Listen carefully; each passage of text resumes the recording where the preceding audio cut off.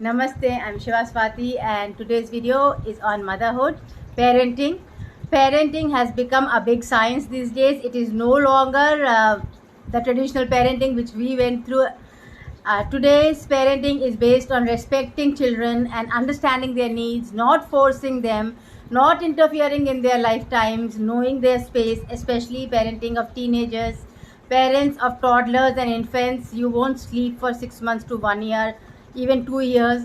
And definitely, I would say that homeopathic and biochemic medicines are much better for toddlers and infants.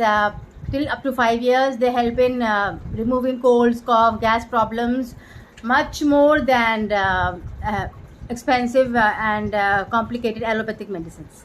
So, of course, allopathy is useful as you grow older and in chronic problems, but homeopathy is very useful with children, especially with the slight cough and cold and asthma problems, which normally kids have these days because of pollution. So in all that, there is a biochemic combination number 2 for breathlessness, which is very, very useful. So with infants and toddlers also, you have to change your belief system so that you work with them in a way which works. You can put wet towels on their head when they have fever, or rub their feet with oil, or put some oil on their navel when they are restless.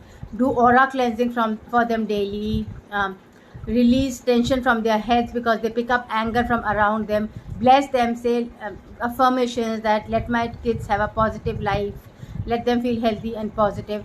So all this really helps in dealing with problems in infants and toddlers. And when they are a little older, 4 or 5 years old, be careful that they don't get upset or lonely, because then we often, as a past life therapist, we often are healing children who are 4 or 5 years old or 14 15 years old to integrate the adult and make the present life feel more meaningful. So be careful at those ages that you don't go and scold them or beat them. Avoid beating children, because even if you beat children, you don't realize it, but the beating comes back on you karmically in the same lifetime. If you abuse your child or if you beat your child, you will be either beaten by someone, or you will feel financially you are facing a loss, or emotionally you are facing a loss. So beating children needs to be avoided. Of course, from past lives already you have karmic debt, so you might be facing losses financially. Suddenly problems come up, emotionally problems come up, and you find it very difficult to cope with because people have blamed you in past lives. And for example, I had a case, these problems come up out of the blue from nowhere.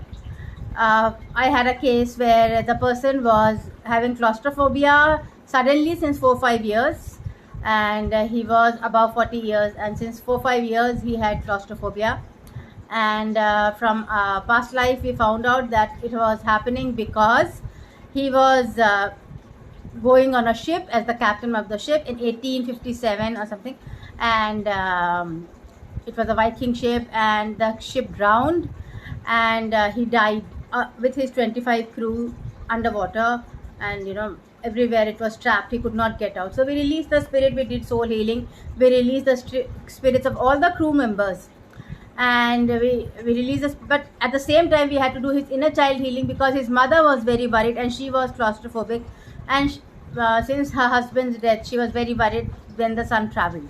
He was an old man now, but she was very worried and her spirit was attached to him. So we had to release the spirit of the mother from the son for him to be free of these fears of claustrophobia other than past life healing.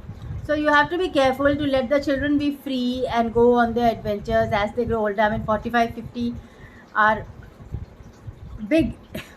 Children are big when they are 45 50, but we are still treated as if we are little children by our parents even now. So be careful with your children that you give them more space and more independence and courage to live their life on their own terms, and don't insist on institutions like marriage and or to be in a job where they feel very, very successful. If they are feeling very suppressed in their job, allow them to change the job. Keep investments for children, happiness, not just that you are buying a house for them or you are buying getting a grand wedding. Ensure that you have the money to provide finances to them when they are out of job or when they need money. Even if you don't have a grand wedding, even if you don't blow up money on a grand party and feed all your relatives and friends, that is not important. For the child, it is important that they have your support, financial support, after they are married, because after marriage immediately there is a lot of financial problem in most cases, lot of expenses, lot of rituals demanded, and so children need a lot of support after marriage also, to feel better, and so the job does not end, it never ends. So if you are happy as parents, if you are happy as a mother, your child will feel your vibrations and be happy. If you are tense or anxious as a mother, especially your child will feel your vibrations, especially small children, and they will also be tense and anxious, and then they will cry a lot. So try to be happy as a mother so that they are happier. Thank you.